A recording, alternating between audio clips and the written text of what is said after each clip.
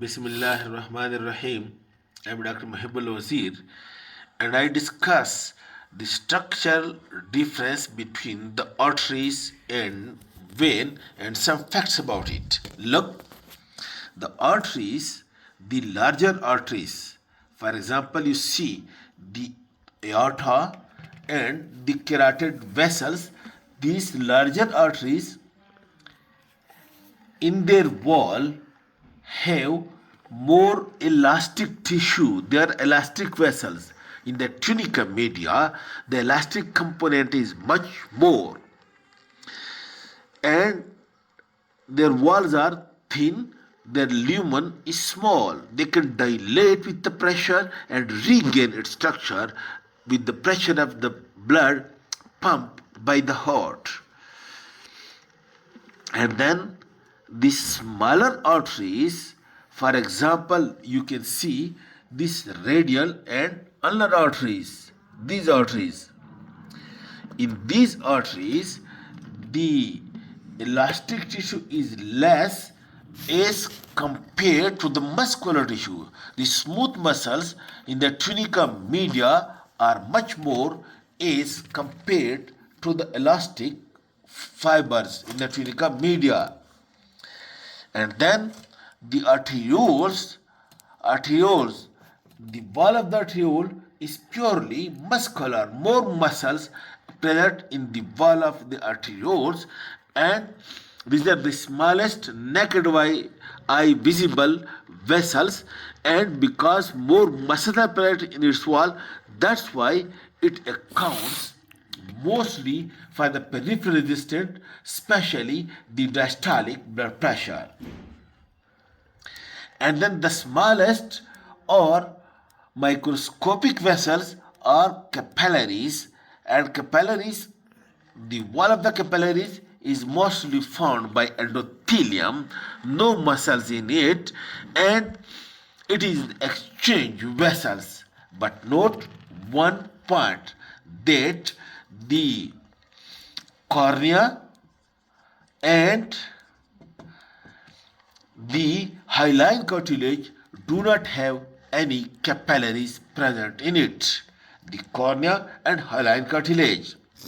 Now, as compared to these arteries, the veins, the wall of the veins are thin as compared to the arteries, and the elastic and muscular component is much less in the walls in the tunica media of the wall of the veins as compared to the arteries. The lumen of the veins is more as compared to the lumen of the arteries.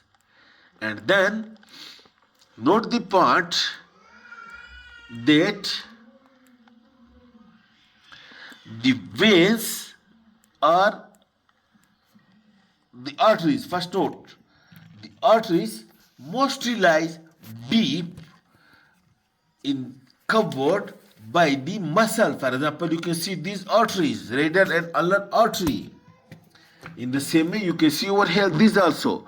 This is the radial artery, and the ulnar artery being this is the ulnar artery, which is covered by the muscle. It's the brachial artery.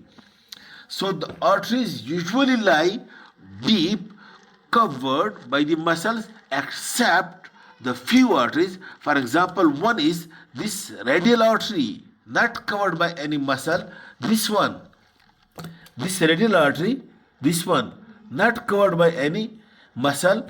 That's why we can very easily see the pulse from over here. In the same way the carotid vessels, in the same way the femoral vessels, the popliteal vessel, and so many. So some of the arteries are superficial, not covered by the muscles. Otherwise, most of the arteries are being covered by muscles, and those arteries lie deep. While the veins are divided into two groups. Number one, superficial group of veins. These veins you can see over here lying just deep to the skin. These are superficial group of veins, and you can see it over here. Look, these superficial veins, look, lying superficial to the deep fascia are lying between the skin and the deep fascia and bluish in color, visible to the naked eye. These are superficial group of veins. While the other veins which lies deep, note the point. The deep veins usually one artery is being accompanied by two veins on each side, the deep arteries. For example, the radial and ulnar artery, each one is accompanied by two veins, and these are called as vena comitants. Vena comitants are the double veins, one on each side of the deep arteries, and these are called as vena comitants. And these vena comitants then pass upward, and the deep veins pass upward and unite with one another to form a single vein. For example, you see over here the brachial and the axillary vein. The superficial vein then also opens over here into this deep vein. In the lower limb, for example, you say the femoral vein is formed, and into that femoral vein, the superficial great saphenous vein is also opening. Drain into it. Then blood is pumped into the arteries by the heart, you know. From the heart, the blood is pumped into the arteries. That's why the pressure of the blood in the arteries is much more, while the pressure of the arteries in the veins is less. And the blood which is being pushed into the veins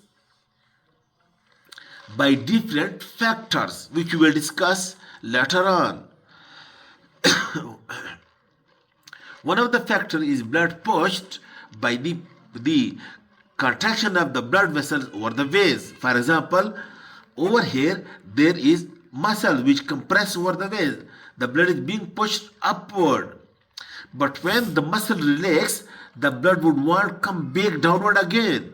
For that reason, note the point, the veins are being provided by Almighty Allah with the valves, unidirectional valves. These unidirectional valves.